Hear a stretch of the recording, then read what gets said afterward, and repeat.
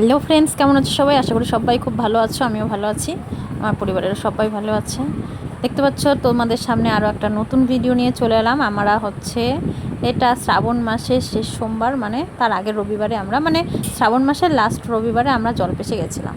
তো গাড়িতে দেখতেই পেলে, গাড়িতে চলে আমি ডাইরেক্ট জলপেশে, মানে তিস্তা নদীর সামনে একদম তোমাদের সামনে দেখিয়ে দিলাম। আর তিস্তা নদীর দোকানের পাশ দিয়ে, মানে রাস্তার পাশ দিয়ে যে এত সুন্দর দোকানপাট লাগিয়েছে, মানে এখান থেকেই সবাই কেনাকাটা করে নেয়। আবার যারা বাড়ি থেকে নিয়ে যাওয়ার তারা বাড়ি থেকেই নিয়ে আসে। এখানে সমস্ত কিছু পাওয়া যাবে পুজো দেওয়ার জন্য, যা যা কেনাকাটার, আমাদেরও যা যা কেনাকাটার ছিল সব কেনাকাটা করে নিয়েছি। এক একটা ঘটের দাম হচ্ছে, মানে সাজিয়ে ঘটের দাম 30 টাকা।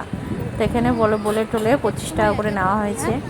আর রৌদ্রুর তাপ দেখবে, মানে এই বৃষ্টি, এই মেঘলা ওয়েদার, আর হচ্ছে তিস্তা নদীতে যাওয়ার পথে, মানে এখন আমরা তিস্তাতে নামিনি, কেউ স্নান সেরে নিয়েছে, দেখতে পাচ্ছে, আবার কেউ আসছে।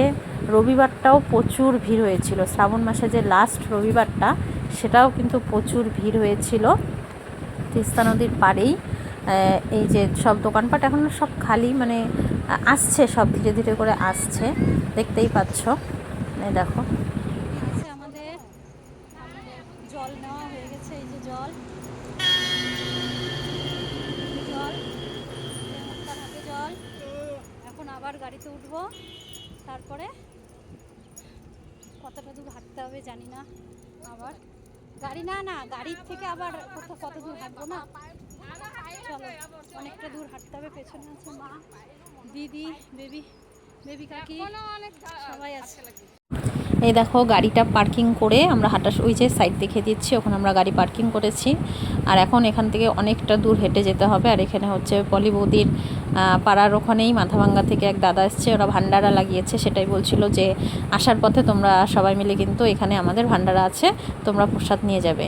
তো এখান থেকে আমাদের প্রত্যেকজনকে হেঁটে যতটা জলপেশ মন্দিরে যেতে হবে। আর এটাই হচ্ছে আমার দ্বিতীয় পার্ট, মানে পার্ট 1। আবার হচ্ছে জলপেশের পার্ট 2 আমি তোমাদের সামনে নিয়ে আসবো। আর এখানে মিষ্টিকে ঘাড়ে করে নিয়ে মিষ্টি দাদু ডান্স করছে। আর বাচ্চারা তো এত রোদের মধ্যে, আমরাও পা দিতে পারছিলাম না, তবুও কষ্ট করে গেছি, কিন্তু কিছুটা মনে হয়নি, সত্যি কথা, সব বাবারই আশীর্বাদ।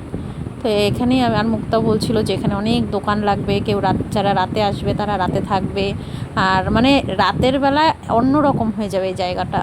তো আমি আগে চলে এসেছি ভিডিওটা করার জন্য। আমি ভিডিওটা এখানেই শেষ করব। ভিডিওটা কেমন লাগলো তোমরা অবশ্যই জানাবে। বাড়ি থেকে জলপেশ মন্দির না, তিস্তা নদী থেকে জল নিয়ে হাঁটা পর্যন্ত আমরা কমপ্লিট করব আজকের ভিডিওটা। নেক্সট ভিডিও পরে তোমাদের সামনে চলে আসবে। টাটা।